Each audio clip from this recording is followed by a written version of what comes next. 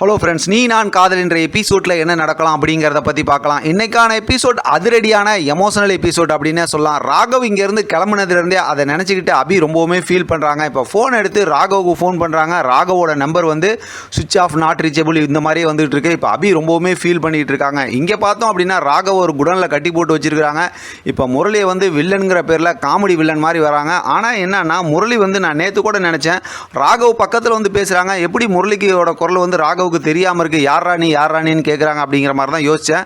முரளி தான் மிமிக்ரிலாம் பண்ணுவாங்கல்ல, அப்போ மிமிக்ரி பண்ணி ஏற்கனவே ராகவோட அந்த பிஸ்னஸ் எதிரி விவேக் இருக்காங்கல்ல, அவங்க குரலில் பேசி அவங்களோட அதாவது அவங்க கூட இருக்க ஆளுங்கிற மாதிரி குரல் மாற்றி பேசி ராகவை ரொம்பவுமே டென்ஷன் பண்ணுறாங்க. ரெண்டு பேத்துக்குள்ளார நிறைய ஆர்குமெண்ட் போகுது. உன்னை நான் கொன்றுவேன் அப்படி இப்படின்னு சொல்லிட்டு முரளி சொல்லிட்டு அங்கேருந்து கிளம்பும்போது அங்கே இருக்க ரவுடிங்கள்ட்ட ராகவ் வந்து ரொம்பவுமே போட்டு தண்ணி கொடுக்காதீங்க, சாப்பாடு கொடுக்காதீங்க, கஷ்டப்படுத்துங்கன்னு சொல்லிட்டு கிளம்பிடுறாங்க. மறுபடியும் இங்கே வீட்டில் எல்லாரும் உட்காந்து சாப்பிட்டுட்டு இருக்காங்க.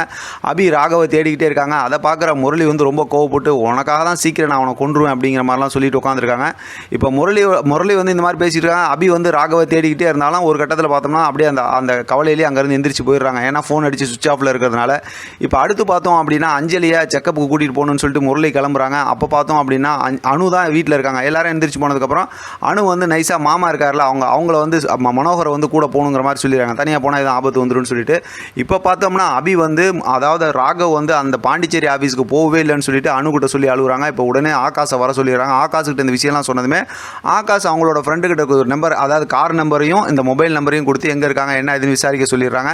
உடனே பாண்டிச்சேரி ஆஃபீஸுக்கு போகவே இல்லைன்னு இவங்களுக்கு பதட்டம் ஆகிடுது. ஆனால் இப்போ போகணுன்னா பாட்டிக்கிட்ட எப்படி சொல்லிட்டு போகிறது, அதனால் வந்து ஒரு டாக்குமெண்ட்ஸ் பார்க்க போகணும், சைன் பண்ணணும், நான் போகிறேன், என் கூட பார்த்தா அபியும் அணுவையும் கூட்டிகிட்டு போகிறேன் அப்படிங்கிற மாதிரி பாட்டிக்கிட்ட சொல்லிட்டு 3 பேருமா அப்படியே அங்கேருந்து கிளம்புறாங்க. இப்போ பாட்டி மட்டும் தான் வீட்டில் இருக்காங்க. பாட்டி சொல்லிடுறாங்க நாளைக்கு ஃபங்க்ஷன் இருக்குது, எல்லாரும் கரெக்டாக வந்துடணும் அப்படிங்கிற மாதிரி சொல்லிடுறாங்க. பாட்டி மட்டும் தான் வீட்டில் இருக்காங்க. அந்த தர்மான இருக்காங்களா, சமைக்குவாங்க, அதெல்லாம் செய்வாங்கள்ல, அந்த அண்ணன் வீட்டில் இருக்காங்க. அதோடு பார்த்தா இன்றைக்கான எபிசோட் முடிச்சிருக்காங்க. நாளைக்கான எபிசோடில் பார்த்தோம்னா ஆகாஷ் கூட வந்து அபி அணுவும் வந்து காரில் போயிட்டு இருக்காங்க பதட்டத்தோட.